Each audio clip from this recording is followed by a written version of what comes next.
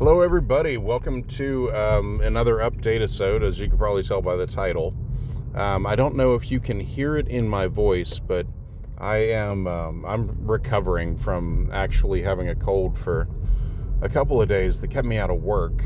It also, like, aside from actually being able to work, I had to work to kind of make up for the days I lost due to being sick.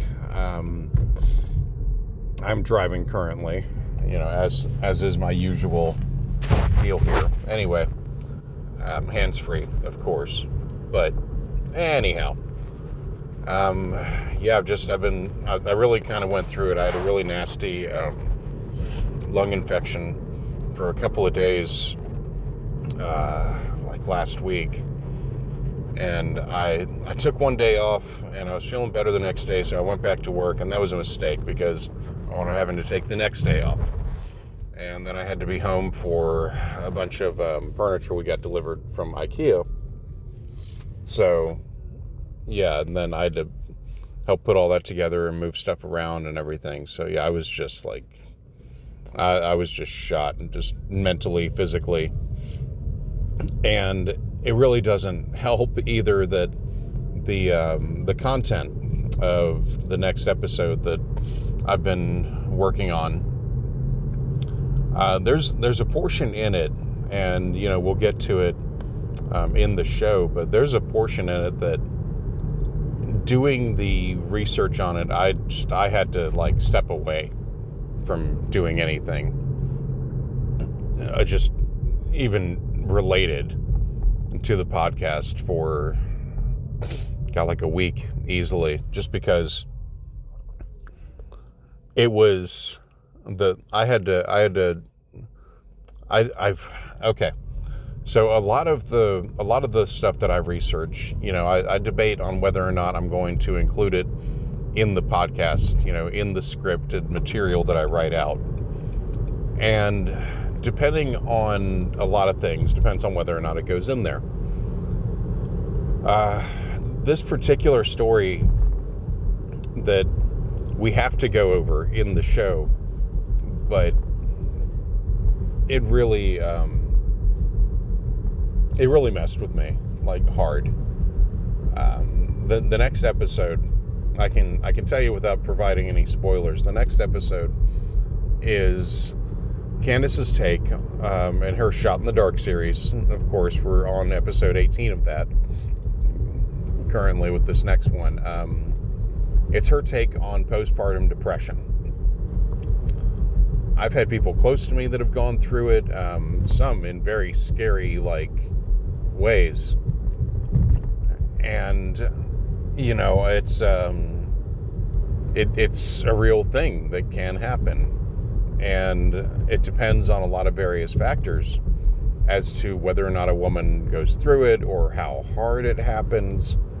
But it definitely, absolutely occurs. And getting through that episode, one of the portions of it is very bad. Getting through that episode and just the utter rage that I had for Candace's take on the whole thing. Just, I've included my little rants, like fucking Google, fuck Microsoft, I've included my little rants in the script sometimes because it's been cathartic for me to write it out and then know that I'm gonna say it later. This was above and beyond that. I'm definitely, I definitely do not try to be professional in any way with what we do. That's not my concern. My concern is to present the truth as I've researched it, and generally how it affects me. This just rocked me back on my heels. So yeah, I don't really want to spoil it. I can tell you all this: there will be the rare content warnings in the next episode. So yeah, I'm doing my best to get back into it, to get through it. I've only got about 12 more minutes of her show to get through, and a certain portion of that is going to be viewer comments, of course. But the main meat of it just really, really pissed me off, because it hit really close to home. The material did. But yeah, aside from that, I have been keeping up, where I can with Candace's work. I try not to spoil it for myself, because I don't want to listen to a bunch of her content now and have it cloud my judgment in any way on the stuff that I have to go back and listen to. With the mission of the show being what it is, which is to, of course, show how just utterly batshit insane, terrible, dumb she is to the world, especially involving just as much of her content as we can put out there and get through. So I keep tabs on developments with her career, but I got this email the other day, because I am on the Club Candace site. I'm not a paying member. You can be a free member on there. Excuse me, let me get some coffee real quick.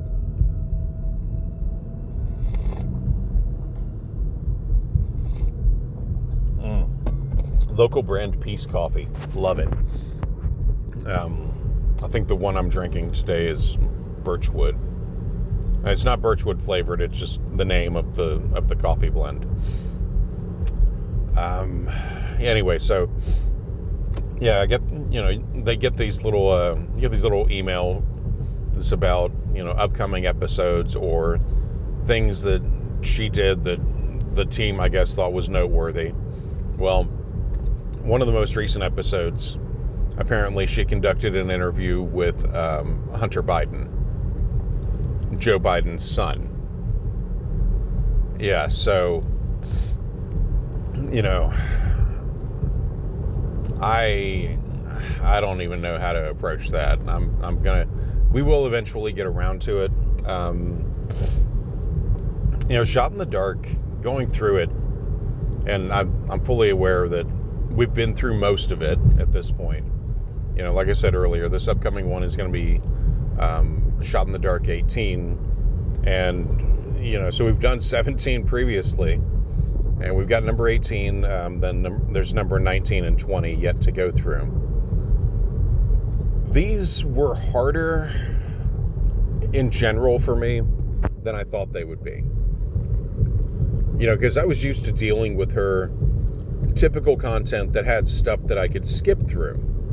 Like I will generally skip past Candace's celebrity bullshit.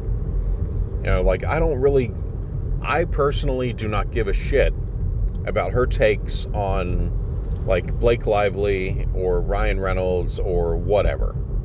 I don't give a shit about that.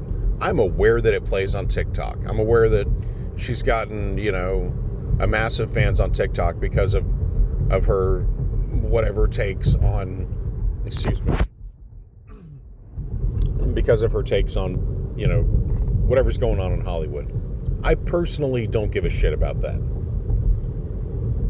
I actually try not to give much of a shit about celebrities in general. I mean, there's some that I've met that I've genuinely enjoyed meeting and talking with at conventions and stuff. But when it comes right down to, like what's so-and-so doing next, or what are they doing now, or what have you, I don't always tend to follow it. Excuse me. All right, had to clear my throat there for a second. Anyway, yeah, so, I don't always tend to follow this stuff because, honestly, even if I really like somebody's work quite a bit, they're going to make some duds. They're going to make some absolute bombs in entertainment, whether it's, music or writing or whatever. The odds of anybody entirely enjoying someone else's content 24/7 is really, really low when you get, when you think about it. And, so I don't tend to follow people's stuff. Now, if someone does some reprehensible shit, something that's really newsworthy, I'll pay attention to that. Absolutely. Because I don't want to knowingly support someone that is credibly accused of any kind of crime, really. Forget the big ones. I mean, that's, and even so, if it, how long does a redemption tour take for someone, depending on what their level of bullshit is? Who can say, right? But yeah, I don't tend to follow that stuff, and I don't really care about Candace's opinion on people that I actually like. It's her opinion. Where I care about the celebrity crap is when she's being outright scandalous and libelous and stuff, as she was with Brigitte Macron, or her work with, or her work on Kamala Harris, or Kamala Harris's father, Donald Harris. That's where I get like, oh, no, you can't say that shit. It's one thing if you think someone's whatever, crazy, slutty, stern, strict, what have you. I don't care. But her absolute, her personal takes on things, I don't really care about. What I care about is when she's spreading lies, spreading misinformation. That's when I step in. And even then, generally, it's only to set a record straight. I don't try to make that part of her work the focus of what I do, because I don't feel that it's entirely socially damaging for someone to give their opinion on some person I'm never going to meet, that most of my audience is probably never going to meet. So yeah, I don't like to fuck around with that shit. My concerns are more reality based, like whatever kind of stuff she's been saying in, the shot in the dark, like, because even though that information has affected people, mostly back in the Daily Wire days, her pay pigs, obviously I got my hands on the first 20 episodes of that because somebody uploaded them to the Daily Wire, which, as I've said many times before, that's the part that I find concerning. That's the part that I want to push back on. Because anybody that can find it, that can get their brain tainted with it, I just want to provide the counterpoint to all of that bullshit and garbage directly. Without, like, okay, the thing that I hate the most in any online, argument, discussion, whatever, that I'm having with somebody, is when I tell them, like, and I do generally try to approach these things not with an open mind. If I know somebody's saying bullshit, my mind is very fucking closed. But I always try to present it to them as like, okay, like, cool story, bro. Where's the proof? Where's the evidence of what you're talking about? And, it's always so easy to know when someone is talking either out of their ass or they're repeating the talking point of somebody else when they use the phrase, do your own research. Like, no, you made the claim. You made the claim, back it up with evidence. And then you'll get, then I'll get responses typically like, I'm not here to do your homework for you. It's like, no, you didn't even do your own homework. Like, that part is obvious. And I did this recently. Somebody made the statement that Alex Jones was always 100% right And I asked him, okay, write about what? Like, what can you prove that he was right about? Now, I know, obviously, having listened to every Knowledge Fight episode ever made, that Alex Jones is just completely full of shit. I'm aware of that. Anyone that ever listened to Knowledge Fight or anything related is very aware that Alex Jones made shit up constantly. And his fans would often say that he was right about this or that social thing or what have you. And it's like, and Alex would sit there and take credit for shit he either never said directly, or said in a way that he could manipulate to make it sound that, like, I guess that falls under never said directly, but yeah, just a terrible presenter, charismatic, bombastic, whatever labels you want to give him, but overall a terrible presenter, because he would claim constantly to have proof of stuff. And like, I listened to him directly for years before I listened to Knowledge Fight, because I was always like, I always knew somebody who was quoting his shit, and I was always like, what is it about this guy? And then Dan from Knowledge Fight, of course, did all the hard work. But, I listened directly to the Alex Jones feed for quite a while. And I could see where, like, not only Dan, but also his regular, like Alex's regular average listeners, could get really frustrated really easily with the man, because he would often, like, say things like, oh yeah, coming up in the next hour, we're going to show you the proof. We have incontrovertible is a big word for him. But, he'd be like, we have absolute proof that this thing happened, and I'm going to show it to you. And then you'd get through that next hour. And he would tease it for the next hour up, on and on. Sometimes for days at a time. Or he would say it would come up in the fourth hour, and then he'd fuck off. He'd leave. He'd hand the show off to, whatever lackey wanted airtime, I guess.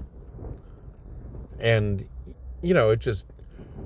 Or he'd be like, oh yeah, Owen's going to present it on the War Room.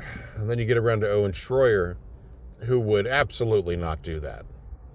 He would drag it out. So, you wind up with like 6, 7, 8 hours of these guys just edging the audience constantly with stuff they had no proof of. If they referred to an article, it was to an article on InfoWars. It was always a constant edging of like, we've got the Hillary emails or things like that, just as an example. And be like, you don't have shit. You ain't got shit. Yeah. You're making it up. Well, Candace typically only does like, even on her daily work, maybe an hour a day. Maybe. It's typically like 30, 45 minutes. She does not put in the time that Alex Jones would, because I don't feel like she thinks she needs to. Most of these people, Joe Rogan is an exception. Most of these people don't put in that much time. They don't put down 3 to 4 hours in front of a camera. Which is not saying that Alex Jones ever had any kind of real work ethic. He doesn't. He just has the ability to lie about the same shit consistently for hours at a time. If there's any consistency to the man, that's it. He loves being on camera. He loves pitching products. Water filters and shit. But yeah, he doesn't do any work. He never showed much of any chops for actual work, because he didn't need to. And Candace doesn't really need to. I came up against several of her listeners over the years, of course, that will say things like, oh yeah, Candace has got the proof of, whatever. And I would just tell them, no, she doesn't. Did you notice she didn't produce proof at all? Or did you follow the headline that she showed you? Because the story doesn't say that. That kind of thing. Which, the kind of shit that we do on the show. And, for her diehards, it doesn't matter. For her ride or dies, it doesn't matter. It never did. It never will. So our show is not really for them. It's for you, the listener, to have things to present, or have at the very least, to have the little conversational ticks of being like, okay, show me the proof. Which, when you're in a heated discussion or argument with somebody, turns out to be a lot harder than it should be, I think. But yeah, so I am at my first destination for work today. I'm going to cut this off here and upload it. Just know that I hope to have the rest of the current episode scripted out by the end of this month. Thank you, patrons, as always. We will, when I know that we have a scheduled time and everything, when I get with Matthew later, and I know that we have a scheduled time and everything, I'll post it up on Blue Sky. Yeah. You can follow the show on Blue Sky at Gish Gallop Girl. Same thing on Twitter, but I don't really post to Twitter.